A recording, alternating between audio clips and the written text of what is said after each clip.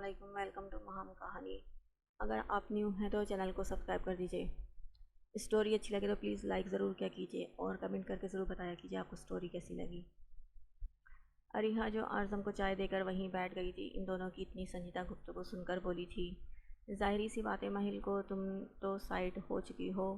اعظم ہلکے پھلکے لہجے میں بولا تھا، وہ یہ ٹھیک نہیں کرے بھائی آپ اور امی، آپ بھی یہ کیا طریقہ ہے؟ ہم دونوں کو نپٹانے کی اتنی جلدی ہے؟ کیا ہم دونوں آپ پہ اتنا ہی بوجھ ہیں؟ بھائی خود تو آپ نے اپنی پسند کی شادی رچا لی ہے، جبکہ ہمیں اپنی زندگی کے فیصلے کا کوئی رائٹ ہی نہیں دیا ہے۔ آپ جس طرح کر رہے ہیں نا، لگ نہیں رہا کہ آپ اتنے پڑھے لکھے مہذب استاد ہیں۔ وہ شروع ہوئی تو بولتی چلی گئی تھی، وہ اپنے ساتھ زیادتی تو برداشت کر چکی تھی، مگر اب مہل کے ساتھ ہوتی زیادتی برداشت نہیں کر سکتی تھی۔ کتنے دن کا غصہ آج اس کی زبان سے نکلا تھا، جبکہ برداشت و ضبط کے چکر میں اس کا سفید چہرہ سرخ انگارہ ہو گیا تھا۔ یہ کس طرح تم بڑے بھائی سے بات کر رہی ہو اریحا؟ پڑھ لکھ کر تو تم میں بھی کوئی مہذب پن نہیں آیا؟ یہ کیسا لہجہ تھا ہاں؟ نور جہاں بیگم غصے سے بولی تھی، ویسے بھی اس کی ضدی طبیعت سے وہ پریشان آ چکی تھی۔ کتنے دن سے وہ اسے منانے کی کوشش کر رہی تھی، لیکن وہ تھی کہ سیدھے منہ بھی بات نہ کر رہی تھی، جبکہ سونے پہ سہاگا دامیر کی ہر کال اور میسج کو اگنور کرتی جا رہی تھی، یہ جانے بغیر کہ اس کا انجام کتنا برا ہو سکتا ہے۔ ایک منٹ امی، آپ اسے بولنے دیں۔ یہ ان دونوں کا رائٹ ہے کہ اپنی زندگی کا فیصلہ خود کریں۔ اینڈ صرف ایک بات کلیئر کروں گا کہ لیلک کو اب تم بیچ میں نہیں لاؤ گی۔ اس سے شادی میں نے جیسے بھی کی ہے، یہ مسئلہ نہیں ہے کہ پوائنٹ یہ ہے کہ وہ نبھا کر رہی ہے اس گھر میں، اس گھر کے نفوس کے ساتھ۔ مان لیا کہ میں نے اس سے شادی اپنی مرضی سے کی ہے، جس سے آپ لوگ بھی خلاف تھے، اینڈ تم سے میں نے تمہاری لائک ڈس لائک سب پوچھا تھا، مگر تمہارے پاس کوئی جواب نہیں تھا۔ میں ان مردوں میں سے نہیں ہوں کہ کمزور لڑکی پہ اپنا حکم نازل کروں، اور تم تو میری جان سے عزیز بہن ہو، تمہاری خوشیاں میرے لیے عزیز ہیں۔ اب بھی تمہیں یہ آپشن دے رہا ہوں، تم کسی کو خود کے قابل سمجھتی ہو، نو چیٹنگ۔ یہ ہوگی کہ وہ شخص کتنا تمہارے قابل ہے اور تمہاری اس کی لائف میں کیا اہمیت ہے۔ تو اب بھی دامیر کو درمیان سے ہٹا دوں گا، اور اگر مہل اس پرپوزل کو نہیں سراہتی تو کوئی زبردستی نہیں ہے، جیسا وہ چاہے گی ویسا ہی ہوگا۔ وہ لیٹے سے اٹھ بیٹھا تھا، اس کی باتوں اور لہجے دونوں میں نہایت سنجیدگی تھی۔ بس کریں بھائی، اتنے بڑے لیکچر میں کوئی آپ کی اسٹوڈنٹ نہیں ہوں کہ پورے گھنٹے کو لیکچر برداشت کروں۔ مہل آپ سے شادی کرنا چاہتی ہے اور آپ کی بیوی کو بیچ میں کیوں نہ لاؤں؟ وہ جب درمیان میں آئی ہے تو اس کا ذکر کیا جائے گا۔ آپ اس کو ڈیورس دے کر مہل سے شادی کریں، اور میری بات تو آپ چھوڑ دیں۔ مجھے پتہ ہے کہ آپ نے کتنی اپنی کرنی تھی، وہ آپ کا دوست آپ کو ویسے بھی بہت پیارا ہے۔ اریحا کی باتیں سن کر وہ شاک رہ گیا تھا۔ یہ اس کی بہن نہیں تھی، اس کی بہن تو اس کے سامنے کچھ بولتی بھی نہیں تھی، اور آج اس کے سامنے کتنا بڑھ چڑھ کے بول رہی تھی۔ تمہیں لیلک سے پرابلم ہے نا؟ چھوڑ دوں گا میں اسے۔ اب اپنی اور دامیر کی بات کرو۔ کیوں تم روزانہ ہمارے صبر کا امتحان لے رہی ہو؟ کیا برا لگ رہا ہے؟ اس میں تمہیں وہ سخت لہجے میں مگر نرم انداز میں بولا تھا۔ ابھی ضبط کھو دیتا تو بہت برا ہو جاتا۔ اگر آپ لیلک کو چھوڑ دیں گے تو مجھے بھی کوئی مسئلہ نہیں ہوگا۔ جس طرح آپ کمپرومائز کریں گے، میں بھی آپ کو دیکھ دیکھ کے کمپرومائز کر لوں گی۔ وہ حیرت سے اعظم کی بات پہ بولی تھی، وہ اتنی آسانی سے چھوڑنے کی بات پہ راضی ہو جائے گا؟ یہ تو اس کے وہم و گمان میں بھی نہیں تھا۔ یہ آپ کیا کہہ رہے ہو اعظم؟ تم اس کی باتوں میں آ کر اپنا بنا بنایا تعلق خراب نہیں کر سکتے۔ مان لیا ہے کہ مہل کے ساتھ زیادتی ہوئی ہے، مگر وہ بچی بہت صابر ہے، اس کی طرح ضدی اور ہٹ دھرم اور بیوقوف نہیں ہے۔ مہل سے جب میں نے لیلک کے بارے میں بات کی ہے، اس نے اتنے اچھے سے مجھے اس کا جواب دیا ہے، جبکہ تمہارے دل میں اس کے لیے اتنا گند ہوگا اریحا، یہ میں نے کبھی نہیں سوچا تھا۔ وہ اریحا سے مکمل طور پر بدگمان ہو چکی تھی۔ اس ٹاپک کو یہیں پر بند کریں، وہ صوفے سے اٹھتا ہوا بولا تھا اور وہاں سے نکل گیا تھا۔ بیک گراؤنڈ سے ٹیک لگائے، نائٹ گاؤن پہنے وہ بیڈ پہ لیٹے ہوئے تھے مگر گہری سوچ و خیال میں تھے۔ کیا ہو گیا شاہ، کیا سوچ رہے ہیں آپ؟ مسز ایرل اپنی نائٹی کی ڈوریوں کو کستی ہوئی مرر کے سامنے سے اٹھ کر ان کے قریب آئی تھیں، جو کافی دیر سے دیوار پہ لگی ہوئی ایل ای ڈی پہ نظریں جمائے خاموشی سے بیٹھے تھے۔ جب تک لیلک کو سینے سے نہیں لگا لیتا تب تک مجھے سکون نہیں ملے گا۔ ایرل کب تک ایسے چلے گا؟ کب تک ختم ہوگا اس کا ٹرپ؟ اور اس نے جانے سے پہلے مجھے کیوں نہیں بتایا؟ جبکہ ہر چھوٹی چھوٹی سی بات وہ مجھے بتاتی تھی۔ کیا ناراض ہو کر گئی تھی وہ مجھ سے؟ میں ایک دم سے اسے پاکستان میں ایسے چھوڑ کر کینیڈا جو چلا گیا تھا، یہی شکوہ تھا اسے۔ انہیں آئے ہوئے ایک ہفتہ ہو گیا تھا اور وہ کب سے اس کا فون ٹرائی کر رہے تھے جو بند پہ بند جا رہا تھا۔ اپنے ذرائع کے ذریعے انہوں نے پتہ لگانے کی کوشش کی تھی مگر کوئی سراغ نہیں مل سکا تھا۔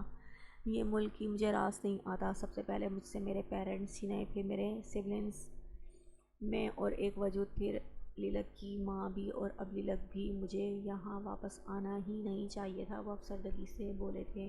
شاہ آپ کیوں پریشان ہو رہے ہیں؟ میں ہوں تو آپ کے پاس، اور اب آپ اس طرح اپنی پہلی بیوی کو یاد کریں گے تو میں جیلس ہوں گی، وہ ادا سے بولی تھی اور ان کا ہاتھ تھام کر ہولے سے دبایا تھا۔ میں نے اپنے مرحوم بیوی کے ساتھ دیگر اور لوگوں کا بھی ذکر کیا ہے Earl, and what so called jealousy.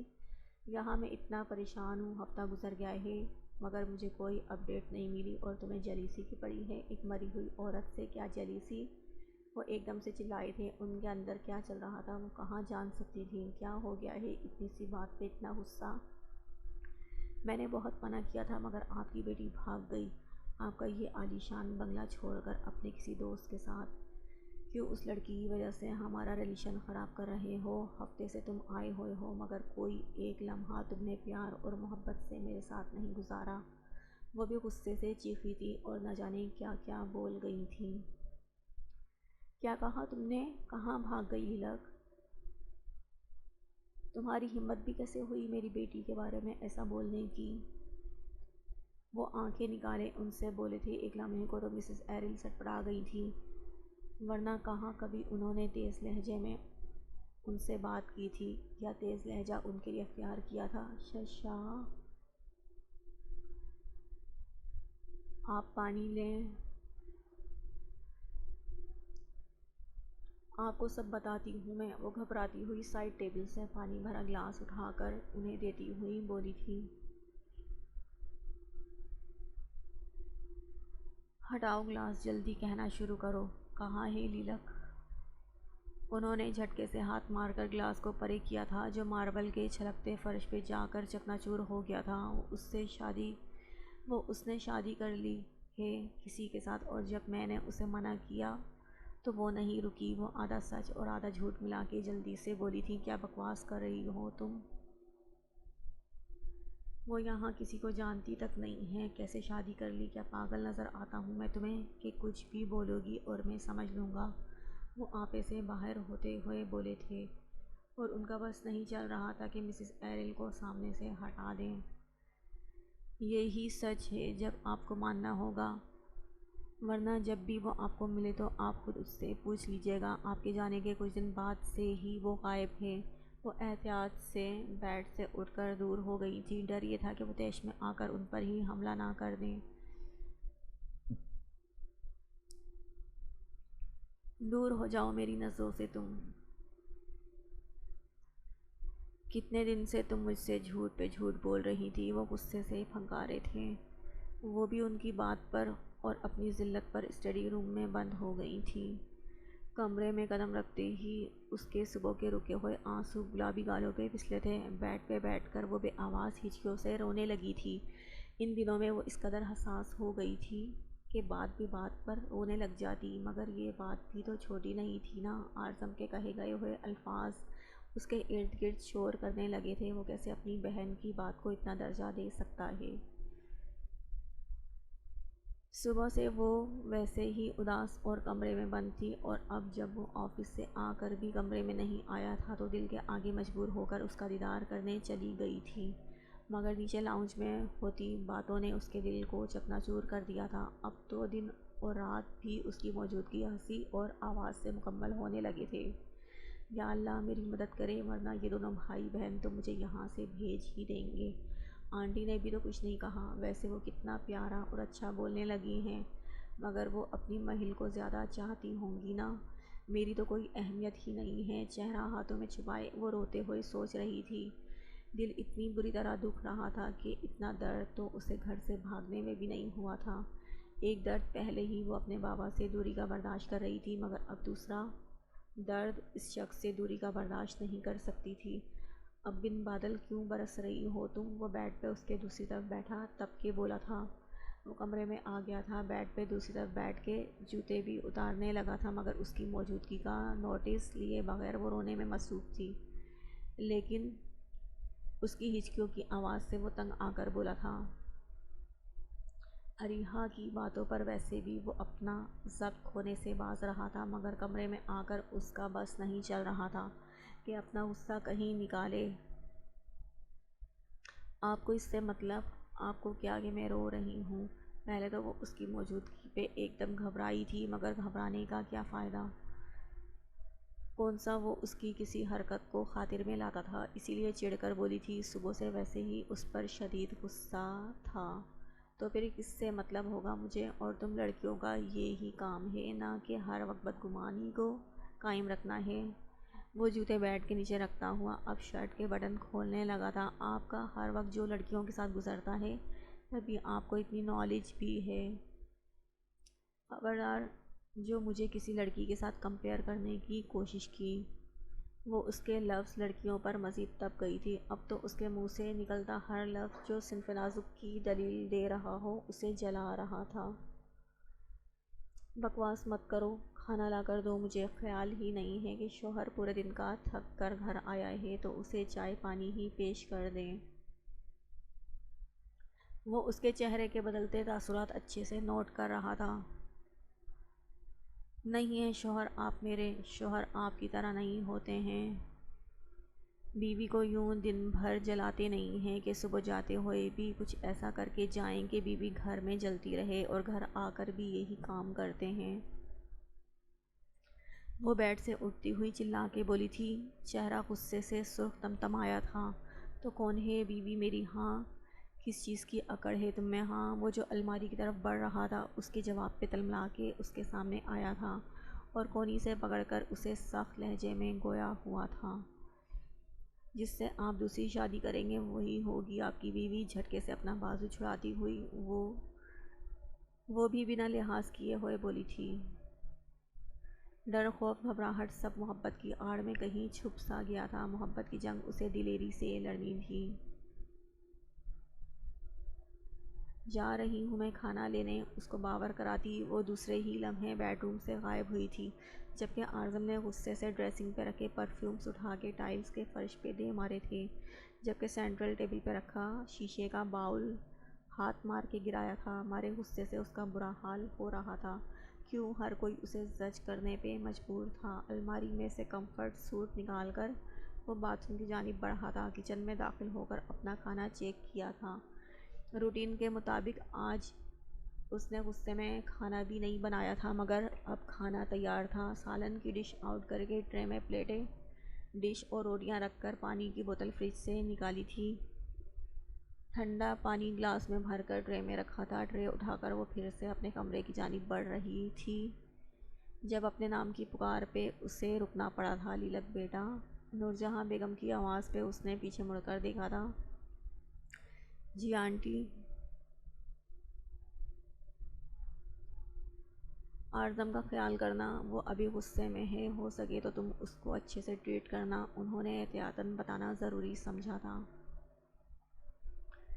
اس کی ہمیشہ سے عادت تھی کہ پہلے تو سب کچھ برداشت کر لیتا تھا، مگر بعد میں اتنا ہی الگ لیول پہ غصہ کرتا تھا۔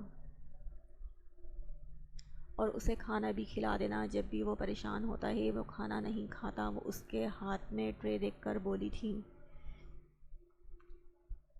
آنٹی آپ فکر نہ کریں، یہ کھانا میں ان کے لیے ہی لے کر جا رہی ہوں۔ اس کا انداز خفا تھا، اسے کھلا بھی دینا اور کام میں مہل اریحا سے کروا لوں گی، تم اس کے ساتھ ہی رہنا۔ لیلک ان کی باتوں پہ حیرت سے انہیں دیکھتی رہ گئی تھی۔ کیسے پل میں کچھ اور اگلے پل کچھ، ساری ہی فیملی کے الگ الگ روپ تھے۔ اسے اپنا سر گھومتا ہوا محسوس ہوا تھا۔ صحیح ہے آنٹی، وہ سر اس بات میں ہلا کے آگے بڑھی تھی۔ پریشانی میں کھانا نہیں کھاتا ہے ان کا بیٹا، اور خود مجھ سے اتنی ساری باتیں سنا کر کھانا منگوایا ہے، اور تو اور مجھے ذلیل بھی کیا ہے۔ وہ کمرے تک پہنچ کر کمرے کا دروازہ کھول کر کمرے کے اندر داخل ہوئی تھی۔ پرنس اعظم نکل رہے ہوں گے تیار ہو کر اکیلے ہی ڈنر کے لیے۔ وہ کمرے میں پھیلی پرفیوم کی خوشبو کو محسوس کرتی کڑ کے بولی تھی، اور پیدانی میں خفگی سے سینٹرل ٹیبل کی طرف بڑھی تھی، مگر پاؤں میں تیز دھار جیسی چیز چبھنے کے باعث اس کی زوردار چیخ برآمد ہوئی تھی۔ ہاتھ میں تھامی ہوئی ٹرے ڈگمگائی تھی۔ بڑے مشکل سے اس نے لرزتی ہوئی ٹرے سینٹرل ٹیبل پہ رکھی تھی۔ اف اللہ! درد سے وہ زمین پہ بیٹھی ہی تھی جب ہاتھ میں زمیں پہ جانے سے ان کا ہاتھ مزید زخمی ہوا تھا۔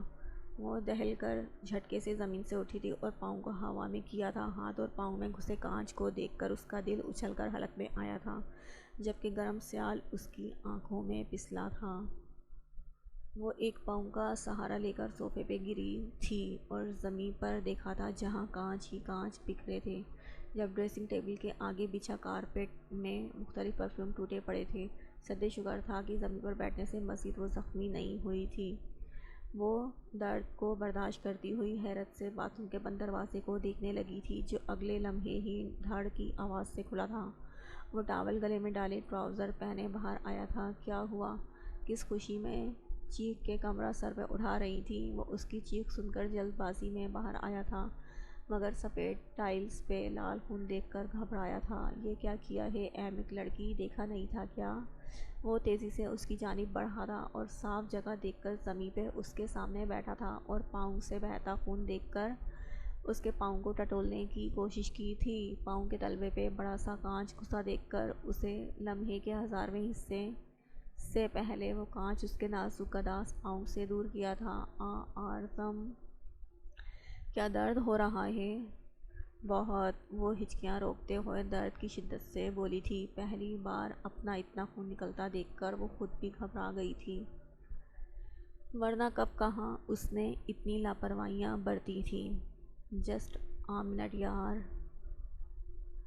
وہ لمحے میں وہاں سے اٹھا تھا اور بچ بچا کے ڈریسنگ ٹیبل کی ڈرا میں سے فرسٹ ایڈ باکس لایا تھا اور ایک بار پھر گھٹنوں کے بل زمیں پہ اس کے مقابل بیٹھا تھا اور اس کے پاؤں کو نرمی سے تھاما تھا۔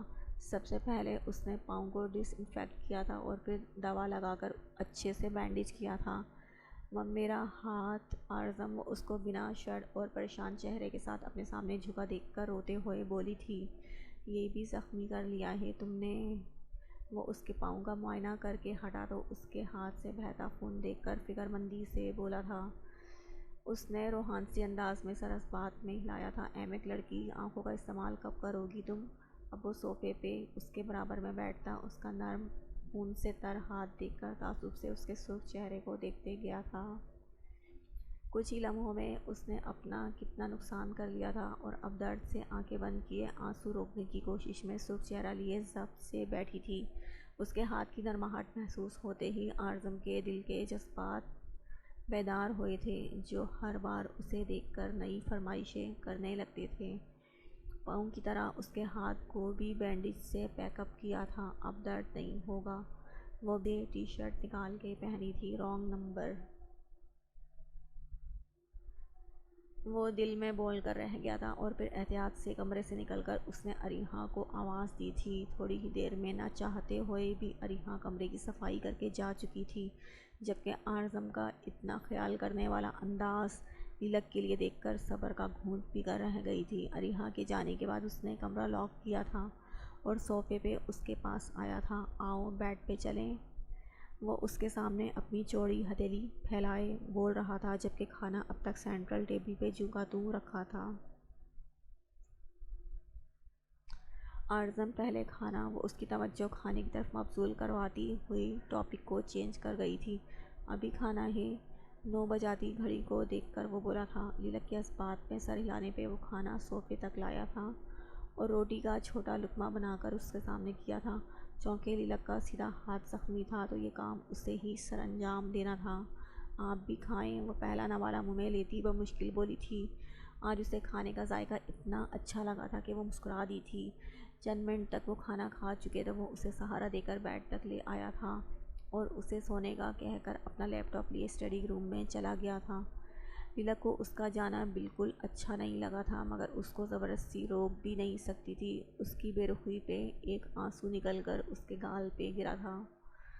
دن یوں ہی بے کیف گزر رہے تھے۔ جب سے یونیورسٹی ختم ہوئی تھی اور پڑھائی کا سلسلہ اختتام تک پہنچا تھا، تب سے دن اور رات یوں ہی تمام ہو رہے تھے۔ زندگی جیسے ایک جگہ کو رک سی گئی تھی۔ سوچ یہی تھی کہ ماسٹر شروع کر لیا جائے، مگر دل بھی تو ساتھ دے۔ انہی کشمکش میں مہینہ کیسے گزرا تھا معلوم ہی نہ ہو سکا تھا۔ اب تو اریحا کا چوتھا سال بھی شروع ہو چکا تھا اور وہ سارا دن بور ہوتی رہتی تھی۔ کچھ کرنے کو ایکٹیویٹی بھی تو نہ تھی۔ گھر کے کام سے بھی محبت تھی جو نور جہاں بیگم بہت آسانی سے تمام کام للک پر ڈال کے اسے برس جمع کر چکی تھی۔ تمہیں پتہ بھی ہے تمہارے لیے کیا باتیں چل رہی ہیں گھر میں؟ خیر تمہیں کہاں کچھ پتہ ہوگا۔ تمہیں اپنے اس ہجرے سے نکلنے سے فرصت تو ملے، اور جب تمہیں فرصت ملے گی تب پانی سر سے اوپر ہو چکا ہوگا اور پھر تمہیں اس میں کچھ نہ چاہتے ہوئے بھی اس پانی میں ڈوبنا ہوگا۔ وہ کمرے میں داخل ہوتی، بیگ کندھے سے اتارتی، غصے سے بیڈ پہ ڈالتی، اس پر برسی تھی جو بلا وجہ ہی الماری کھولے کپڑوں کی سیٹنگ بنانے میں مصروف تھی۔ کہنا کیا چاہتی ہو تم؟ کچھ دن سے وہ اریحا سے بھی نارمل طریقے سے بات کرتی تھی۔ جو تکلفی ان دونوں کے درمیان تھی اب ختم سی ہو چکی تھی، اور اس کی وجہ صرف اریحا کا بلا وجہ منگنی کے بعد سے برا رویہ تھا جو وہ ہر کسی سے اختیار کیے ہوئے تھی، جبکہ چھوٹے بڑے کی تمیز اور بات کرنے کا انداز سب بھول چکی تھی۔ یہ وجہ تھی کہ مہل اس سے کم ہی بات کرتی تھی اور اب پہلے کی طرح اس کی ہر بات پہ ہاں ہاں نہیں ملاتی تھی۔ کچھ اسے دامیر پہ بھی افسوس تھا جس نے ایک ایسی بے حس لڑکی کو اپنی زندگی میں شامل کرنے کا فیصلہ کیا تھا۔ اریحا کا بڑھتا ہوا نظر انداز کرنے کا طریقہ اسے بھلا نہیں لگ رہا تھا۔ ایک دن اس سب کا بہت برا اثر اس کی زندگی میں ہونا تھا۔ ابھی اسے واضح نظر نہیں آ رہا تھا، مگر اب وہ اریحا کو ذرا بھر بھی سمجھانا نہیں چاہتی تھی۔ امی اور بھائی تمہاری شادی کرنے لگے ہیں اور تمہیں ہوش بھی نہیں ہے، کم از کم اپنے لیے اسٹینڈ تو لے لو۔ وہ لیپ کوٹ کو ہینگر میں ہینگ کرتی ہوئی اسے نیا مشورہ دے رہی تھی۔ تم نے اپنے لیے اسٹینڈ لے لیا تھا، کافی ہے، مگر مجھے تمہارے مشورے کی قطعی ضرورت نہیں ہے۔ وہ اپنے کام میں ایک بار پھر مشغول ہو گئی تھی، لہجے میں انجان پن تھا۔ مہل تم اچھا نہیں کر رہی، تم بھائی سے محبت کرتی ہو، تم اپنے لیے کیوں نہیں لڑ رہی؟ تم بھائی سے شادی کر سکتی ہو اگر ایک بار تم بھائی سے بات کرو تو، مگر تم نے تو ان کی شادی پہ کوئی شکوہ کیا ہی نہیں، ذرا سی محبت تھی بس تمہیں۔ ہاں ان سے۔ وہ غصے سے تلملاتی ہوئی اس کے پاس آئی تھی اور الماری کا پٹ بند کر کے اس کو اپنے سامنے کیا تھا۔ اریحا، پہلی بات یہ کہ مجھے تمہارے بھائی، میرا مطلب ہے اعظم سے کوئی محبت نہیں ہے۔ ہاں کہہ دیا کہ کبھی مجھے اس شخص سے اتنی سی محبت تھی، اور دوسری بات یہ کہ مجھے انسانی سہاروں سے شکوے کرنے بھی نہیں ہیں۔ اللہ نے ہمارے لیے کیا ہے تو اس میں ہی بہتری اور سب کی بھلائی ہے۔ مجھے حقیقت پسند ہونا زیادہ پسند ہے، نہ کہ خیالات میں رہنا، خود کو دھوکہ دینا۔ بس تم سے بھی یہی التجا ہے کہ مجھے مشورہ دینا بند کرو اور مجھے میرے حال پہ چھوڑ دو۔ میں نے تائی امی کو ماں کی نظر سے دیکھا ہے اور ماں جیسی محبت کی ہے، اور ایک ماں کا فیصلہ کبھی غلط نہیں ہو سکتا۔ وہ جیسا کہیں گی ویسا ہی ہوگا۔ بس وہ سنجیدہ لہجے میں کہتی اسے بہت کچھ باور کروا چکی تھی۔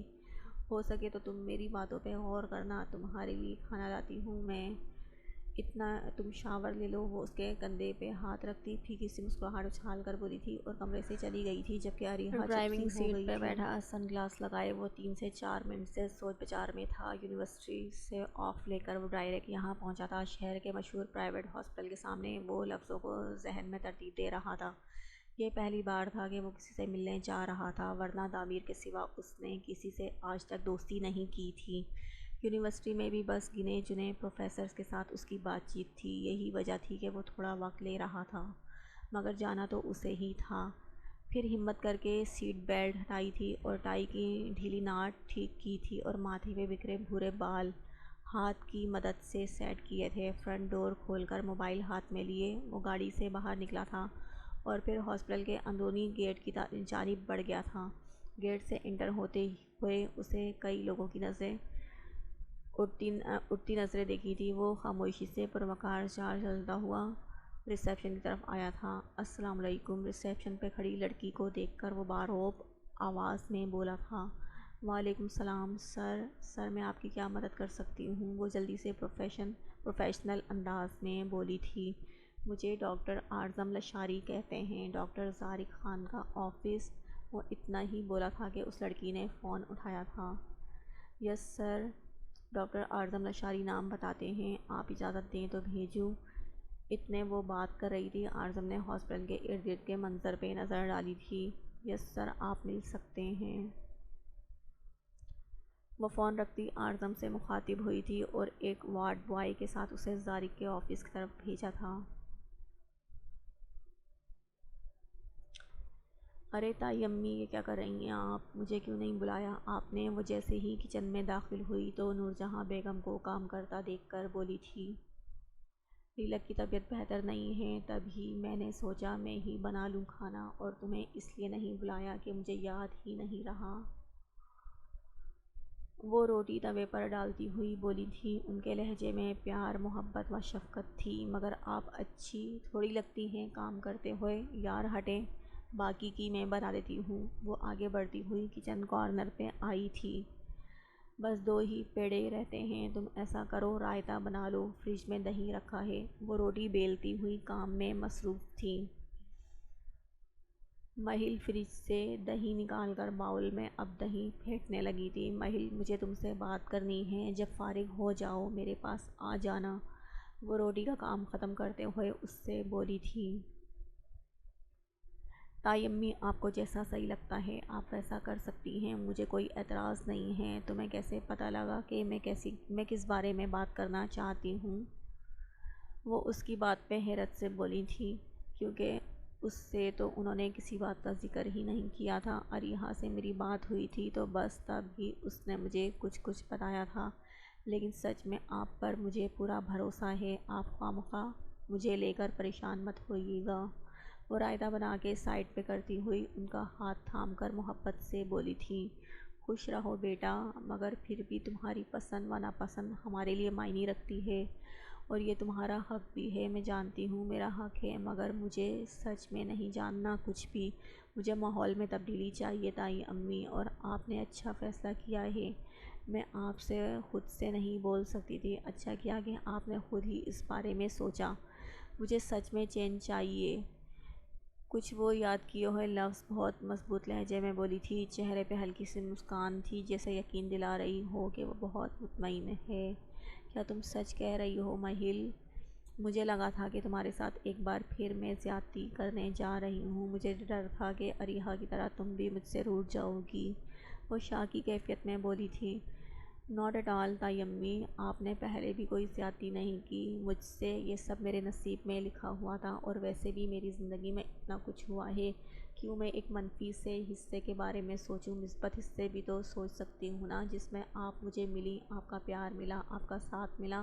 اور رہی بات اریحہ کی تو وہ بھی ٹھیک ہو جائے گی، تھوڑا وقت لگے گا۔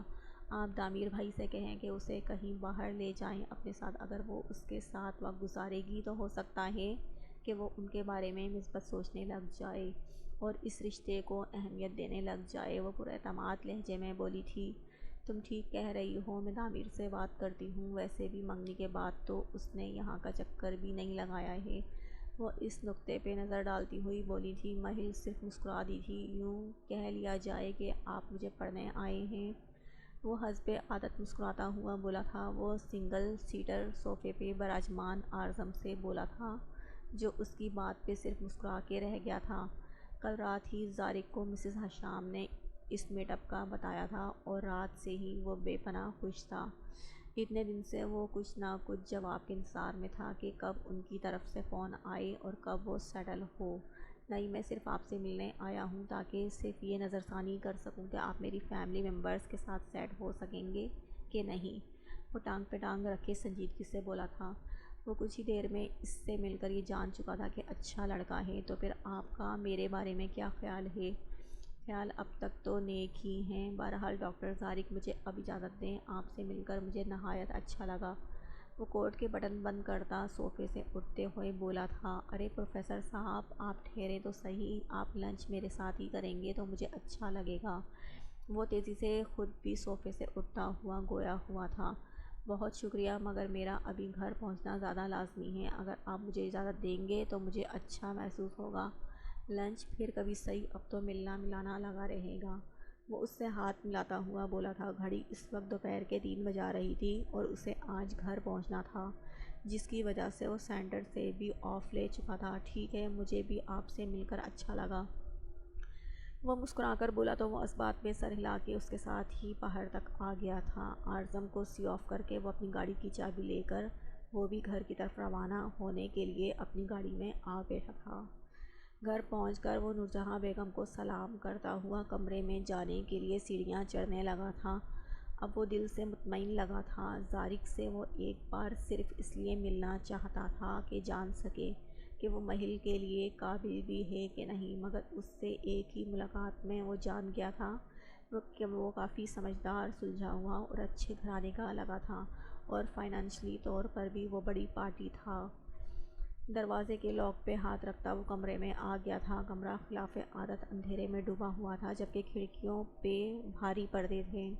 وہ سوئچ بورڈ سے لائٹس کے بٹن آن کرتا یونی بیگ جگہ پہ رکھتا ہوا کوٹ اتار کے صوفے پہ رکھا تھا اور شرٹ کے اوپری بٹن کھولے تھے۔ کمرے میں چھائی خاموشی اسے زیادہ نہیں بھائی تھی، اس لیے شوز اتار کر وہ بیڈ کی طرف بڑھا تھا، جہاں وہ کمبل اوڑھے شاید سو رہی تھی۔ للک، وہ اس کے کروٹ لیے وجود پہ نظر ڈال کر بولا تھا۔ اگر سو رہی ہو تو اٹھ جاؤ، وہ اس کے برابر میں بیٹھتا ہوا بولا تھا اور اس کے گرد ایک ہاتھ رکھ کر گویا ہوا تھا، نہیں سو رہی۔ وہ کروٹ لیے لیٹی تھی۔ صبح سے ایک جگہ لیٹے لیٹے وہ بور ہو گئی تھی اور اب سونے کی کوشش کر رہی تھی کہ اگر سو جائے گی تو شام میں اٹھے گی، مگر ایک دم سے اعظم کو اپنے قریب دیکھ کر اپنے پاس محسوس کر کے وہ حیرت زدہ ہو گئی تھی۔ اتنی جلدی تو وہ نہیں آتا تھا، وہ تو شام کے وقت آتا تھا۔ کھانا کھایا تم نے؟ وہ لہجے میں بلا کی نرمی لیے بولا تھا۔ للک پہ پھر حیرت کا پہاڑ ٹوٹا تھا۔ نہیں، مجھے بھوک نہیں تھی۔ آنٹی آئی تھی میرے پاس، مگر مجھے بھوک نہیں لگی تھی، وہ اس کا ہاتھ اپنے قریب رکھے دیکھ کر بولی تھی۔ وہ تقریباً اس پہ جھکا ہوا تھا۔ میرے ساتھ کھاؤ گی کھانا؟ اب تو لگ رہی ہوگی بھوک۔ مجھے نہیں کھانا، وہ قطعی انکار کر چکی تھی۔ کیوں؟ وہ اس کے سفید چہرے کے ایک ایک نقش پہ غور کرتا کہہ رہا تھا۔ کیونکہ مجھے بھوک نہیں ہے۔ اس کا وہی ایک جواب وہ سر اس بات میں ہلا کر رہ گیا تھا۔ اوکے، تمہارا پاؤں اور ہاتھ کیسا ہے؟ وہ اس کا پٹی سے بھرا ہاتھ تھامتا ہوا بولا تھا۔ پتہ نہیں، بینڈیج ہٹے گا تو زخم کا معلوم ہوگا۔ اوکے، میں کھانا کھا لوں پھر بینڈیج چینج کر دوں گا، اور اب دل میں یہ مت سوچنا کہ کھانے کا دوبارہ پوچھا نہیں۔ وہ اس کی آخری بات پہ دل میں درد لیے اٹھ بیٹھی تھی۔ کیا وہ اس کو اتنا نوٹس کرتا تھا؟ آپ کو اس سے فرق پڑتا ہی کب ہے کہ میں کھانا کھاؤں یا نہ کھاؤں؟ بلکہ آپ کو میری کسی چیز سے فرق نہیں پڑتا، وہ اس کی آنکھوں میں دیکھتی خفگی سے بولی تھی۔ لہجے میں بے پناہ شکوہ تھا کہ اعظم مسکراہٹ کو چھپا گیا تھا۔ ویسے ایک بات ہے، تم لڑکیوں کے ساتھ جتنا بھی کر لو، ہم ہسبینڈز کو آخر میں طعنے سننے ہی ملتے ہیں، وہ اس کے شکوے پر بولا تھا، جبکہ وہ تو رات سے اس کی بے پناہ کیئر کر رہا تھا۔ کل رات سے ہی کیا، جب سے اعظم نے اس سے نکاح کیا تھا تب سے ہی وہ اس کا ہر طرح سے خیال کرتا تھا۔ آپ کو لڑکیوں کے بارے میں بہت علم ہے، آج آپ بتا ہی دیں، اس شادی سے پہلے کتنی لڑکیوں کے ساتھ آپ نے تعلقات رکھے ہیں؟ وہ اس کی لڑکیوں کے لفظ پہ پھر سے پریشانی میں مبتلا ہوئی تھی۔ کوئی یہ 6-7 لڑکیاں، تمہیں پتہ ہے جب یونی میں پڑھتا تھا تو سب سے ہینڈسم لڑکا میں ہی تھا، اور لڑکیاں میرے اوپر، خیر پھر باہر پڑھنے چلا گیا تو دو فارنرز گرلز کا بیسٹ ہی تھا، اور اب دیکھو، اب تو ساری بیوٹی بھی ختم ہو گئی ہے محنت کرتے کرتے، مگر پھر بھی آرگینک لیب میں ایک اسٹوڈنٹ سے فری ہونے کی کوشش کرتی ہے۔ اگر تم اجازت دو تو اسے میں اپنا نمبر دے دوں، ایکچولی اسے آرگینک کیمسٹری میں کافی مشکل پیش آتی ہے، بار بار نمبر کی درخواست کرتی ہے، وہ بڑے مزے سے اسے بتا رہا تھا۔ مگر چہرے پہ ہمیشہ کی طرح سنجیدگی تھی۔ تبھی لیلک حیرت سے سب سیریس لے رہی تھی، مگر اس کے آخری جملوں پر تو اس کا خون کھول گیا تھا۔ کوئی ضرورت نہیں اسے نمبر دینے کی، اگر اسے کیمسٹری سمجھ میں نہیں آتی تو یوٹیوب یا کسی ویب سائٹ سے آن لائن کلاسز لے۔ اور یہ لڑکیاں نمبر لے کر کوئی پڑھائی کے متعلق نہیں پوچھتی، بلکہ روزانہ حال چال پوچھتے پوچھتے اتنی فری ہو جاتی ہیں کہ ایک دن شادی کے لیے پرپوز کر دیتی ہیں۔ اگر اعظم آپ نے اسے یا کسی اور لڑکی کو بھی اپنا نمبر دیا تو میں آپ سے ہمیشہ کے لیے بات ختم کر دوں گی۔ وہ بے ساختہ بولتی چلی گئی تھی۔ یہ تم سے کس نے کہا کہ پرپوز کر دیتی ہیں، اور یہ بھی کیسے تمہیں معلوم کہ وہ پڑھائی کے متعلق بات نہیں کرتی؟ وہ مسکراہٹ ضبط کرتا ہوا بولا تھا۔ آج اس سے بات کرنے میں نہایت مزہ آ رہا تھا، اور جس طرح لیلک کی ہٹ رہی تھی وہ حیرت سے بس اسے دیکھتے رہ گیا تھا۔ کچھ اسے خوشی بھی تھی کہ وہ جیلس ہو رہی ہے۔ دماغ میں ایک پلان اور تھا، مگر اسے بعد میں انجام دینا تھا۔ وہ میں نے ایک اسٹوری میں پڑھا تھا، مگر آپ مجھ سے یہ وعدہ کریں کہ آپ کسی بھی لڑکی اسٹوڈنٹ کو اپنا نمبر نہیں دیں گے۔ وہ بے دھیانی میں اس کا گرم ہاتھ تھام کر منت بھرے لہجے میں بولی تھی، مگر کلاس کی سی آر کو تو دینا ہوگا نا نمبر، یہ تو لازم ہوتا ہے۔ وہ اس کی جلد بازی پر بولا تو لیلک اس کی آنکھوں میں دیکھتی سرنفی میں ہلانے لگی تھی۔ مجھے نہیں پتا آپ نمبر آؤٹ نہیں کریں گے، اور اگر کریں گے بھی تو اپنے موبائل کا پاس ورڈ بھی مجھے بتائیے۔ آپ کی ساری کنورسیشن پڑھوں گی میں۔ اس کی اس بات پہ اعظم زور سے ہنسا تھا۔ بابا سیریسلی ہر رشتے میں اسپیس دینا ضروری ہوتا ہے میڈم لیلک، پاس ورڈ دینا اچھی بات تو نہیں۔ خیر تم آرام کرو، میں شاور لیتا ہوں۔ وہ بیڈ سے اٹھتا پہنی ہوئی شرٹ اتارتا ہوا بولا تھا، اور دوسرے کپڑے لے کر نہانے کے لیے چلا گیا تھا۔ لیلک اس کی اس بات پہ خاموش سی ہو گئی تھی۔ اسے صرف یہی تھا کہ ہسبینڈ اینڈ وائف میں سب کا من ہوتا ہے، مگر ایک دم خیال کرنے والے انداز سے ایک دم غیر کر دینا اسے اچھا نہیں لگا تھا۔ اگر اسے ڈیورس دینا ہی ہے تو یہ سب کچھ کیوں؟ پھر ماما یہ سب کیا سن رہا ہوں، کیا یہ سچ میں ہو رہا ہے؟ وہ گھر پہنچتے ہی سیدھا مسز حشام کے بیڈ روم میں آیا تھا۔ خوشی اس کے چہرے سے چھلک رہی تھی۔ ماشاء اللہ، خدا تمہارے چہرے کی مسکراہٹ ہمیشہ برقرار رکھے اور ہمیشہ خوش رکھے۔ وہ دل سے دعا دیتی ہوئی اس کے مسکراتے چہرے کو دیکھتی بولی تھی۔ ان کے دل کی دھڑکن اسے خوش دیکھ کر ہی تو چلتی تھی، تمام زندگی اس میں ہی تو بستی تھی۔ اس کو خوش دیکھ کر وہ سکون میں آئی تھی، ورنہ اتنے دن سے وہ انتظار میں تھک گیا تھا۔ ہاں، اس کی بڑی ماما نے مجھے کال کی تھی، انوائٹ کر رہی تھی ڈنر کے لیے۔ میں نے نیکسٹ سیٹرڈے کا کہہ دیا ہے۔ وہ نورجہاں بیگم کی کال کے بارے میں اسے آگاہ کر رہی تھی۔ اور تمہاری میٹنگ ان کے بیٹے کے ساتھ کیسی رہی؟ اچھے لوگ لگے تمہیں؟ وہ مزید بولی۔ ہاں، میٹ اپ تو اچھا ہو گیا، اسٹریٹ فارورڈ بندہ ہے، باقی گھر والوں سے تو آپ ہی ملی ہیں۔ وہ بیڈ پہ لیٹا بولا تھا۔ چلو اچھا ہے، اب سیٹرڈے کو ہم جائیں گے تو مزید جان لیں گے۔ تمہیں جو بھی شاپنگ کرنی ہے فرائیڈے تک کر لینا، آخری دن پہ کچھ مت رکھنا، تمہارا جانا ضروری ہے۔ وہ اس کو ہدایت دیتی بولی تھی، اور فون اٹھا کر کھانا لانے کا کہا تھا۔ جی موم، آپ بھی کر لیجیے گا محل کے لیے شاپنگ۔ ہو سکتا ہے ابھی میرے پاس وقت نہ ہو، مگر پھر بھی میں ایک راؤنڈ تو لگا ہی لوں گا مال کا۔ وہ کف کھولتا ہوا اٹھ بیٹھا تھا اور فریش ہونے کے لیے کمرے سے منسلک باتھ روم کی طرف بڑھ گیا تھا۔ کھانے کی ٹیبل پہ وہ چاروں نفوس خاموشی سے بیٹھے کھانے میں مگن تھے، جب اعظم کی آواز نے خاموشی کو توڑا تھا، اور اریحا کے دل کی دھڑکن بڑھی تھی۔ اریحا، تم نے بتایا نہیں تمہیں کس سے منگنی کرنی ہے؟ میں انتظار میں ہوں کہ تم مجھے اپنی پسند سے آگاہ کرو، اور پھر میں دامیر سے بات کروں۔ وہ کھانے سے ہاتھ روکے بولا تھا۔ یہ معاملہ بھی نپٹانا تھا۔ بھائی ایسا کچھ نہیں ہے، آپ خواہ سر میں لے رہے ہیں بات کو، اور اگر پسند بتانی ہوتی تو آپ کو میں پہلے ہی بتا دیتی۔ آپ نے مجھ سے پوچھا بھی تھا، وہ دھیمے لہجے میں کہتی ہوئی اعظم کو بھلی لگی تھی، ورنہ کل اس نے ٹھیک ٹھاک بدتمیزی کی تھی جسے وہ خاموشی سے سہ گیا تھا۔ آئندہ میں تمہارے منہ سے یہ نہ سنوں کہ لیلک کو ڈیورس دے دو یا کچھ اور کر دو۔ پہلی بات یہ کہ مجھے تمہارے مشوروں کی ضرورت نہیں ہے، اور دوسری بات یہ کہ وہ تمہارے لیے لیلک نہیں بھابھی، اس سے تمیز کے دائرے میں رہنا تمہارا فرض ہے۔ اور اب اٹھ کر کھانے کی ٹرے تیار کرو اور بھابھی کو کمرے میں دے کر آؤ، وہ سنجیدگی سے کہتا، بالکل سر تاثرات لیے کرسی پہ بیٹھا تھا کہ اریحا تو اس کی باتوں پر ضبط کر کے رہ گئی تھی۔ مگر بھائی، میں کھانا کھا رہی ہوں ابھی۔ اس نے کچھ بولنا چاہا، آرزم نے اسے ہاتھ کے اشارے سے روک دیا۔ باقی کا کھانا آ کر کھانا۔ وہ نیپکن سے ہاتھ صاف کرتا بنا اس کی کچھ سنے بولا تو عریہا کو ناچار جانا پڑا تھا۔ مہل، مجھے تم سے بات کرنی ہے، لان میں آ جانا۔ وہ عریہا کے جانے کے بعد کرسی سے اٹھا تھا اور اب مہل سے بات کرنے کا سوچا تھا۔ یہ کیسے بات کر رہے تھے دائی امی عریہا سے؟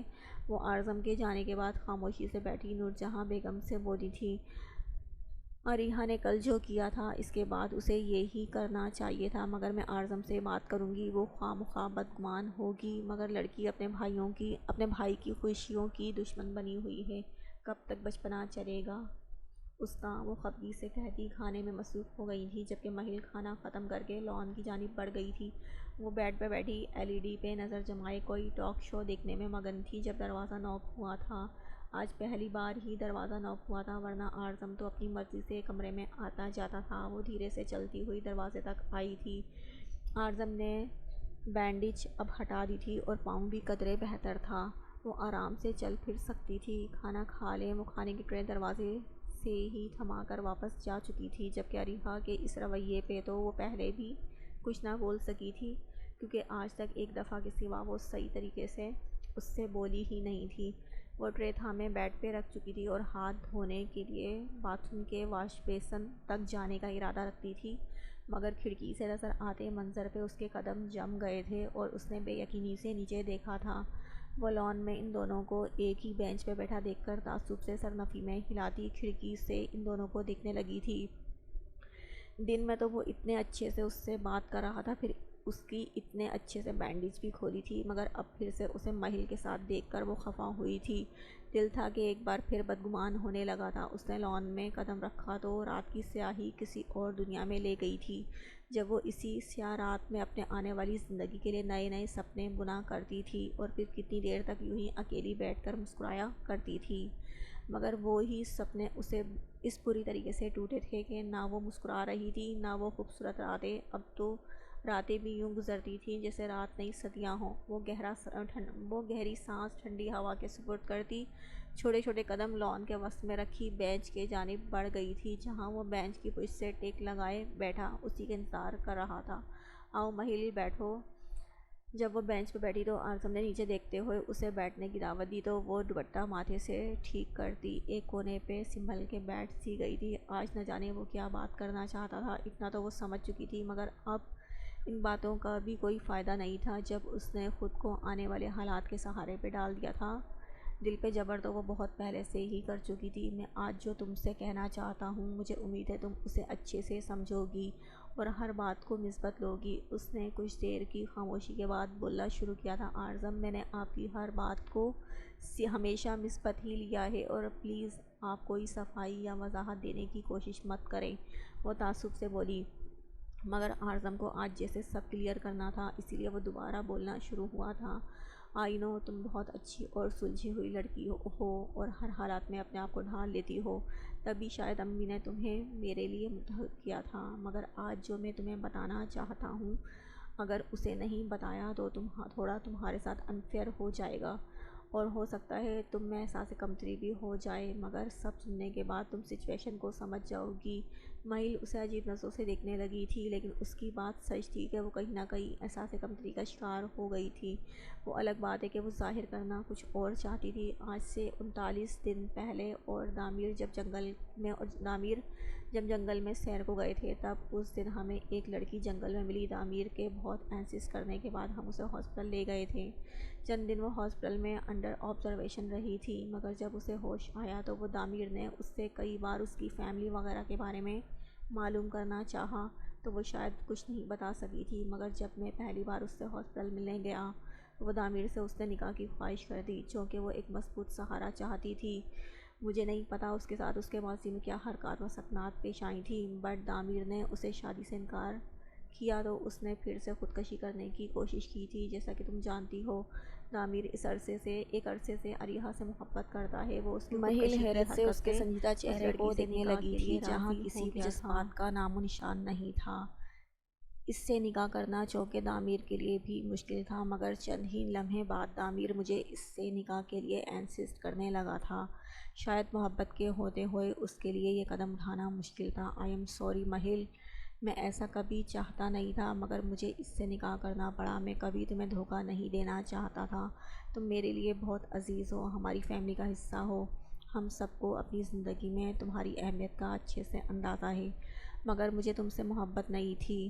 آج تمام حقیقت تمہارے سامنے میں رکھنا چاہتا ہوں، لیکن میں شادی کے بعد محبت پر یقین رکھتا تھا، اور ایسا ہے بھی۔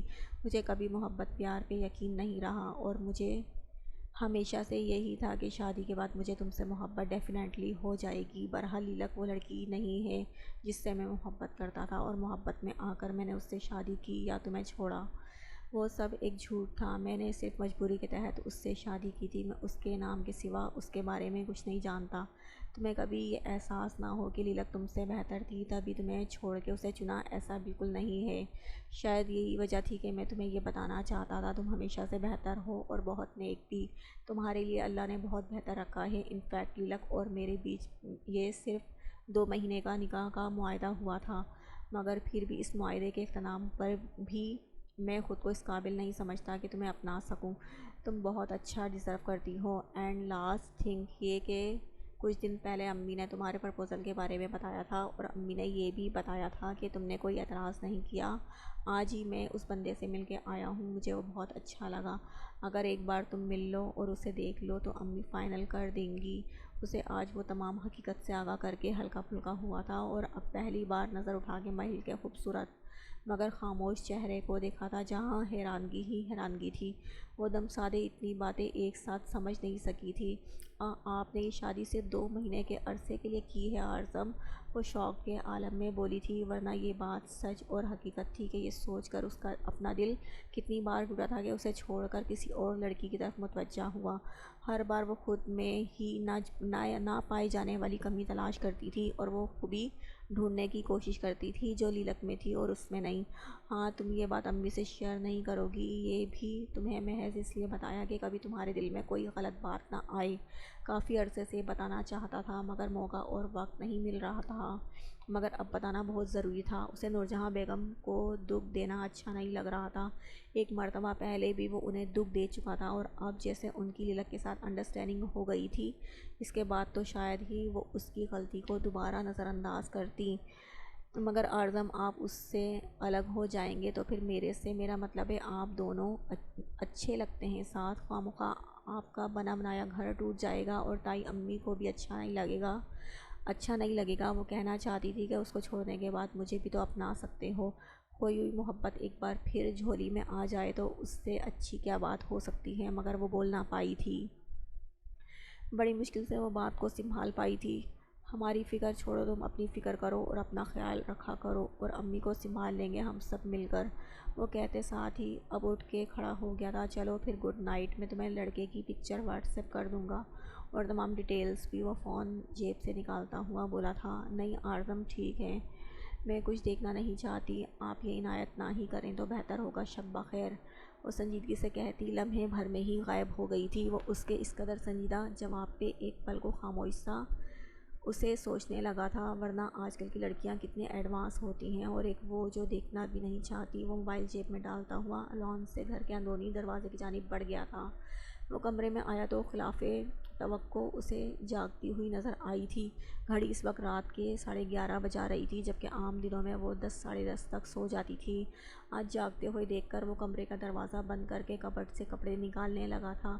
کھانا نہیں کھایا تم نے؟ وہ باتھ روم سے جانے لگا تھا جب لاپرواہی سے ایک نظر اس پہ ڈال دی تھی جہاں اس کا چہرہ سرخ انگارا ہو رہا تھا، جبکہ کھانے کی ٹرے بھی جوں کی توں وہیں اس کے پاس رکھی تھی۔ مجھے نہیں چاہیے آپ کا کھانا، وہ خفا خفا انداز سے بولی تھی۔ بہت سخت کرنے کے بعد بھی اس کا لہجہ تھوڑا بھاری اور نم ہو گیا تھا۔ جب اتنے دن سے میرا کھانا کھا رہی ہو تو آج کون سا میرے کھانے میں برائی نکل آئی ہے؟ تمہارے یہ موڈ سوئنگز مجھ سے نہیں سنبھلیں گے۔ فی الحال میں شاور لے کر آتا ہوں، تب تک تم کھانا ختم کرو۔ وہ اس کی خفگی بھرے انداز اچھے سے نوٹ کرتا ہوا عام سے لہجے میں بولا تھا، اور باتھ روم میں بند ہو گیا تھا۔ یہی وہ لمحہ تھا جب وہ غصے سے کھانے کی ٹرے کو مزید آگے بڑھاتی خود تکیے میں منہ دیے لیٹ کر پھوٹ پھوٹ کر رونے لگی تھی۔ اس کا ننھا سا دل اب اس نظر اندازی پہ ٹوٹنے لگا تھا، اور کتنی دیر سے وہ مسلسل اس کو اس کی پرانی منگیتر کے ساتھ باتیں کرتا ہوا دیکھ کر اپنا دل اور خود کو کافی جلا چکی تھی، مگر ضبط کرنا مشکل ہو رہا تھا۔ پہلی دفعہ ایسے حالات پیش آئے تھے کہ وہ کسی سے کچھ نہ کہہ سکتی تھی، اور اب اس کا اپنا بچا ہی کون تھا کہ وہ اپنے دل کی حالات شیئر کر پاتی۔ دوست بھی کوئی نہ تھی، یہاں بھی کوئی نہیں تھا۔ نور جہاں بیگم سے اس کی اچھی دوستی ہو گئی تھی اور وہ اسے ہر بات سمجھاتی بھی تھی، مگر یہ ان کے حالات ان کے سامنے ایسے کیسے شرم اڑے آ رہی تھی کہ ان کا بیٹا اسے وقت نہیں دیتا۔ اب کون سا نیا ڈرامہ شروع کر دیا ہے تم نے رات کے اس وقت؟ تم لڑکیوں کے ان آنسوؤں سے مجھے چڑ ہے۔ خدارا میرے سامنے مت خود کو ہلکا کیا کرو، مجھ سے تمہاری یہ موڈ سوئنگز نہیں ہینڈل ہوں گے۔ وہ شیشے کے سامنے کھڑا بال سنوارتا شیشے میں اسے دیکھتا ہوا بولا تھا۔ اس کے باتھ روم سے آنے کے بعد سے وہ بھی ٹس سے مس نہ ہوئی تھی اور باقاعدہ اب رو رہی تھی۔ آپ کو فرق ہی کب پڑتا ہے میرے ہونے یا نہ ہونے سے، اور میں آپ کو اچھی ہی کب لگتی ہوں کہ آپ کا میری طرف دھیان ہو اور آپ میرے موڈ کو سمجھ سکیں۔ میں ہی پاگل تھی جو آپ سے نکاح کیا۔ آپ جیسے سخت اور غصے والا مرد مجھے ڈیزرو ہی نہیں کرتا۔ وہ تکیے میں منہ دیے گھٹی گھٹی آواز میں بولی تھی، جبکہ اعظم تو ہیئر برش ڈریسنگ ٹیبل پہ چھوڑ کر حیرت سے اس کے ڈائیلاگز کو سن کر اس کی حالت پہ مسکرایا تھا۔ مس لیلک، آپ میرا بیڈ خالی کیجیے اور اپنا کھانا لے کر اپنی جگہ پر جائیے۔ مجھے صبح یونی بھی جانا ہے۔ اب روز روز تمہیں یہ بتانا نہیں پڑے گا کہ میری جگہ خالی کر دیا کرو۔ وہ مکمل طور پر ہی بات کو تبدیل کیے بولا تھا۔ وہ اس کے ساتھ نخرے اور پیار بھری بحث کرنا چاہتا تھا، مگر شاید وقت صحیح نہیں تھا، اس لیے موضوع ہی تبدیل کر دیا تھا۔ وہ چاہتا تھا ایک بار لیلک خود سے ہر بات کو سمجھ کے فیصلہ کرے، اسے ہر وہ چیز بتائے جس کو وہ جاننے کا وہ مکمل اور شرعی طور پر حقدار تھا۔ میں نہیں جاؤں گی یہاں سے، میں یہیں سوؤں گی، آپ خود صوفے پہ چلے جائیں، وہ ضدی لہجے میں بولی تو اعظم بیڈ کی دوسری جانب آ کر بیٹھ گیا تھا۔ اوکے مت جاؤ، مگر میں بھی وہاں نہیں جا سکتا کیونکہ وہاں میں آرام دہ محسوس نہیں کرتا۔ وہ کھانے کی ٹرے کو قریب کرتا ہوا بولا تو وہ خاموش رہی۔ اب چلو رونا بند کرو اور کھانے کی طرف متوجہ ہو۔ اس نے اس کے روتے چہرے کو دیکھا، رونے سے اس کا گلابی چہرہ اور ناک سرخ ہو رہی تھی۔ اعظم کو سمجھ نہیں آیا تھا کہ وہ رو کیوں رہی ہے۔ میں نے نہیں کھانا۔ آخر کیوں نہیں کھانا؟ آپ نے کھانا۔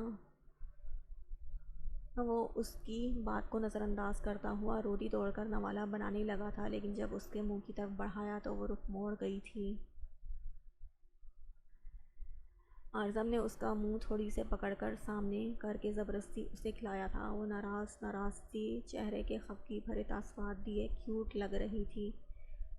اور نہیں کھاؤں گی میں، وہ آدھی روٹی کھا چکی تو اس نے اعظم کو ٹوکا تھا، آپ یہ سب کھائیں گی اینڈ پھر آگے سے یہ مت کہا کرو کہ میری فکر نہیں ہے، میں دھیان نہیں دیتا یا تمہیں سنبھال کے نہیں رکھ سکتا۔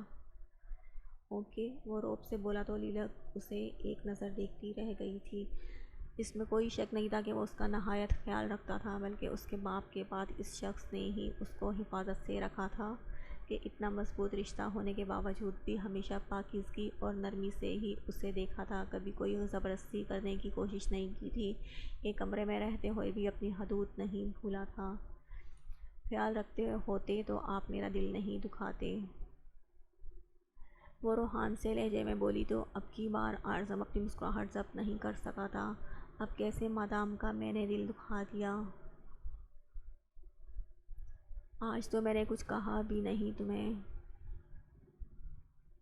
وہ آخری نوالا اس کے منہ میں دیتا ہوا بولا تھا اور اب ٹرے سائڈ ٹیبل پہ رکھ کے جگ سے گلاس میں پانی بھرنے لگا تھا۔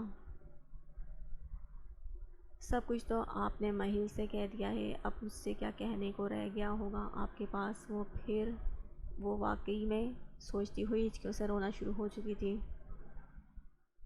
شروع سے حساس طبیعت کی مالک تھی، اپنی کوئی چیز بھی وہ کسی کو نہ دیتی تھی۔ جب اس کے باپ نے دوسری شادی کی تھی، جب بھی وہ ان سے کتنا ناراض رہی تھی، صرف اس لیے کہ وہ انہیں کسی بھی عورت کے ساتھ بانٹ نہیں سکتی تھی، اور اب تو وہ اس کا نام کا ہی صحیح مگر پیارا شوہر تھا جسے وہ کسی کے ساتھ بیٹھا ہوا برداشت نہیں کر پا رہی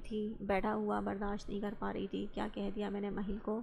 گلاس میں پانی بھرتے اس کے ہاتھ رکے تھے، مڑ کر اسے دیکھا تھا جو دوبارہ تیزی سے رونے لگی تھی۔ اب اسے ساری بات سمجھ آئی تھی، مگر وہ اس قدر شدت اختیار کر جائے گی یہ اس نے سوچا نہ تھا۔ آپ کا کیا بات کر رہے تھے؟ محل سیلون میں اس کی بھیگی ہوئی آواز اور چہرے پہ گرتے ہوئے آنسو اعظم کو افسوس میں مبتلا کر رہے تھے، مگر وہ خاموش ہی رہا تھا۔ یہی کہ آج ہمارے نکاح کو 40 دن ہو جائیں گے اور کچھ دن بعد تمہارے معاہدے کے مطابق تم مجھے چھوڑنے کا حق رکھتی ہو۔ اس سے یہ پوچھ رہا تھا کہ وہ اس کے بعد بھی واپس مجھ سے شادی کر لے گی تو وہ رضامند ہو گئی ہے۔ وہ اتنی سنجیدگی سے بولا تھا کہ لیلک اپنے آنسو رو کے پھٹی آنکھوں سے اس کے سنجیدہ چہرے کو دیکھنے لگی تھی جہاں کوئی مذاق کی رمق نہیں تھی۔ تو وہ ایگریمنٹ میں نے اس لیے کیا تھا کہ مجھے اس ملک میں رہنے کے لیے معزز اور محفوظ ٹھکانہ چاہیے تھا جہاں میری عزت قائم رہے، اور 2 مہینے اس لیے کہا تھا کہ اس کے بعد میرے ڈیڈ آ جائیں گے تو میں ان کے پاس چلی جاؤں گی، مگر اب مجھے کہیں نہیں جانا۔ وہ سچائی اسے بتانا چاہتی تھی کہ کس طرح ان کا رشتہ قائم و دائم رہ سکے۔ اس کا مطلب تم مجھے شروع سے استعمال کر رہی تھی، وہ تعصب سے بولا تو لیلک نے افسوس سے اسے دیکھا تھا۔ کیا اسے اس کے چہرے پہ پھیلے تکلیف کے آثار نظر نہیں آ رہے تھے؟ نہیں۔ وہ یک لفظ بولی تو اعظم نے اسے گھور کر دیکھا تھا۔ تم اس رات وہاں کیسے پہنچی تھی؟ میں اپنی بیوی کے بارے میں یہ تصور بھی نہیں کر سکتا کہ وہ بنا کسی چادر دوپٹے کے بے آسرا دعوت کا سامان بنے، اندھیری رات میں یوں جنگل میں پڑی رہے اور آگے سے ڈھیٹ بنی رہے اور کسی سے بھی نکاح کر لے محض اس لیے کہ اچھی جگہ چاہیے رہنے کے لیے۔ وہ ایسا بولنا نہیں چاہتا تھا، نہ اس پہ کوئی شک کرنا چاہتا تھا، مگر اس سے سچ سننے کے لیے اسے کڑے لفظ بولنے پڑے تھے۔ آئی سوئر اعظم، میں خود سے وہاں نہیں گئی تھی اور میں بالکل ٹھیک ہوں، بالکل۔ آپ میرا میڈیکل کروا لیں۔ اور وہ سب کہنا میری مجبوری تھی ورنہ میں نے مر جانا تھا ہاسپٹل میں۔ آپ کو پتہ ہے وہاں ہاسپٹل میں اور میرے اپنے ہی گھر میں میرے ساتھ کیا ہو رہا تھا، کیوں میں وہاں سے بھاگی تھی؟ وہ جو ذرا دیر چپ ہوئی تھی اب اپنی آپ بیتی کہتی ہوئی دوبارہ رونے لگی تھی۔ مجھے کسی کا بھی کچھ پروف نہیں چاہیے، مجھے تم پر بھروسہ ہے، وہ خود پر ملامت کرتا ہوا بولا تو لیلک دوبارہ بولنا شروع ہوئی تھی۔ نہیں، آپ مکمل جان لیں، ہاسپٹل میں روزانہ دامیر کے جانے کے بعد وہاں ایک ڈاکٹر میرے پرائیویٹ روم میں آ جاتے تھے اور پھر وہ مجھے ہراس کرنے کی کوشش کرتے تھے۔ تبھی میں نے دامیر سے نکاح کی خواہش کی تھی جو کہ آپ نے پوری کی تھی، کیونکہ وہاں مزید ہاسپٹل میں نہیں رہ سکتی تھی، مجھے ڈر لگتا تھا، خوف آتا تھا، اور میں یہاں نہیں رہی ہوں۔ ہم 2.5 مہینے پہلے ہی پاکستان شفٹ ہوئے تھے، مگر ڈیڈ بزنس کے لیے واپس کینیڈا چلے گئے تھے، مگر میری سیکنڈ مدر، میں اور ان کا بیٹا یہیں تھے۔ اور تب جب بس کرو لیلک، میں کچھ نہیں سننا چاہتا، پہلے بھی کہا ہے اب بھی کہہ رہا ہوں کہ مجھے تم پر پورا بھروسہ ہے اور یہ بھروسہ تادم قائم رہے گا انشاءاللہ۔ وہ اس کے نم ہاتھ بے ساختہ اپنے ہاتھوں میں لیتا ہوا بولا تھا اور اسے نئی امید دلائی تھی۔ لہجے میں سچائی واضح تھی۔ لیلک تشکر بھری نظروں سے اسے دیکھنے لگی تھی۔ لیکن آپ مجھے چھوڑیں گے تو نہیں؟ وہ اس کی باتوں سے شوق کی کیفیت میں بولی تو اعظم نے نفی میں سر ہلایا تھا۔ میں نہیں، تم مجھے چھوڑ دو گی اپنے معاہدے کے مطابق؟ دو بدو بولا تو لیلک نے ناراض نظروں سے اسے دیکھا تھا، اس کی آنکھوں میں شکوہ ہی شکوہ تھا۔ ابھی اتنا سب اس نے کیوں اس کے سامنے کھولا تھا؟ کیا اس لیے کہ وہ اسے اب معاہدے کی وجہ سے چھوڑ دے گی؟ میں آپ کو نہیں چھوڑوں گی اعظم، آپ صرف میرے ہیں۔ اگر آپ اب دوبارہ محل کے پاس نظر آئے تو میں آنٹی سے آپ کی شکایت کر دوں گی، وہ منہ پھلا کر بولی تھی۔ کیا واقعی؟ وہ اس کے اتنے کھلے اظہار اس کے پاس کہنے کو کوئی جواب نہ بنا تھا، اسی لیے بیڈ سے اٹھتی تیزی سے ڈریسنگ روم کی جانب بڑھی تھی۔ سنبھل کر، زخمی ہے پاؤں۔ وہ اس کی لاپرواہی پر لیٹا ہوا ہی برہم لہجے میں بولا تھا، مگر وہ اتنے میں ڈریسنگ روم میں بند ہو گئی تھی جبکہ اعظم نے سکون کا سانس لیا تھا اور مسکراتا ہوا اس کی معصوم باتیں اور لوا لہجے پر غور کرنے لگا تھا۔ کچھ ہی دن پہلے آئی ہوئی انجان لڑکی اسے بھی اپنی اپنی لگنے لگی تھی اور اب اس کا خیال کرنا، اس کو جاننا اسے اچھا لگنے لگا تھا، جبکہ آج اس کی روبدار دھمکی اور پیار بھری خفگی اسے بہت بھری لگی تھی۔ اس کا اپنا دل سکون میں آ گیا تھا۔ کمرے میں چھایا ہوا اندھیرا ماحول میں چھائی افسردگی کو مزید نمایاں کر رہا تھا۔ صوفے پہ بیٹھے وہ سگریٹ سلگا رہے تھے جبکہ مس ایرل کتنے دن سے انہیں یوں خاموش، ان کا لیا دیا ہوا انداز دیکھ کر اکتا چکی تھی۔ کتنے دن سے آپ یوں مجھے اگنور کر رہے ہیں؟ کائنڈلی مجھ پر توجہ دیں، دیکھیں میں نے بالوں کا کلر چینج کیا ہے، بتائیں کیسا لگ رہا ہے؟ وہ بیڈ پہ بیٹھی بولی تو عماد شاہ ناگواری سے انہیں دیکھنے لگے تھے۔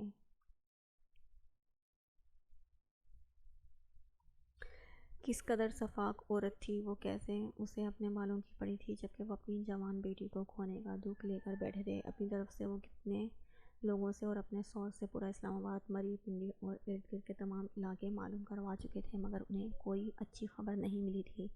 آپ کیوں خواہ موڈ اپنا خراب کر رہے ہیں؟ شاہ لیلک نے خود شادی کی ہے، جب بھی وہ آئے آپ اس سے پوچھ لیجیے گا، اور اگر میں جھوٹ بول رہی ہوں تو مجھ پر آپ جتنا دل چاہے شاور کر سکتے ہیں، لیکن پلیز اپنا موڈ صحیح کریں۔ وہ ان کے پاس صوفے پہ ہی آ گئی تھی۔ ان کی خاموشی انہیں بری طرح پریشان کر رہی تھی۔ ویسے تو مس ایرل کو ان کی کوئی پرواہ نہیں تھی، مگر ان کی عجیب نظریں، غصہ کرتا لہجہ، سب بہت برا لگ رہا تھا۔